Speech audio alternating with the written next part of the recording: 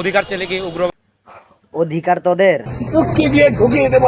তো এখানে আমাকে বলে যে তোরাকে আলাদা রাষ্ট্র চাচ্ছস। আমি বললাম অধিকার চাইলে কি উগ্রবাদী? আমি তো বললাম ওকে, আমরা তো অধিকার আদায়ের জন্য লড়াই করছি, এখানে তো আমরা আলাদা রাষ্ট্র চাওয়ার জন্য কিছুই করছি। তোদের অধিকারটা কিসের বল? তোরা কিসের অধিকার চাস? তোরা যদি আলাদা রাষ্ট্র নাই চাস, তাহলে তোদের অধিকারটা কিসের? হ্যাঁ, না, শাসন তুলে নাও, এরপরে বাঙালিদের তুলে নাও। আমাদের পাহাড় লাগবে, আমাদের জিএসটি জিএসটি চট্টগ্রাম আমাদের, কারো পাবেন না। জিএসটি জিএসটি আমাদের আমাদের হতে হবে। কেন রে ভাই? বাঙালিদের কেন তুলবো? সেনাবাহিনীদেরই কেন তুলবো? তোদের একান্তভাবে পাহাড়টা কিসের জন্য লাগবো বল? তোদের পাহাড়টা একান্তভাবে কিসের জন্য লাগবো সেটা বল। ও, আমার তো মনেই নাই।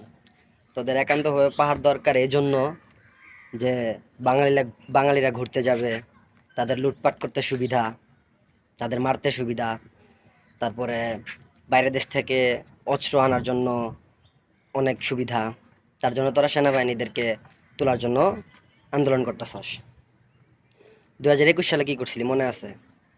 2021 সালে কিছু তোদের ওইখানে লোক পাঠাইছিলি মায়ানমারে যুদ্ধের প্রশিক্ষণ নেওয়ার জন্য। তো ওই মোতাবেক তোরা যুদ্ধের প্রশিক্ষণ নিয়ে আইসস 1 বছর পরে 2022 সালে। তোরা 2022 সালে কি করলি? সেনাবাহিনীর উপরে আক্রমণ করলি।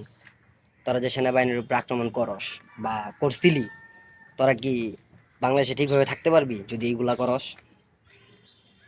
এখনো সময় আছে যে আন্দোলন বাদ দে, বাদ দিয়ে শান্তশিষ্টভাবে বসবাস কর। বাঙালি পাহাড়ি সবাই আমরা মানুষ, ঠিক আছে? সবাই একসাথে বসবাস কর, এটাই ভালো।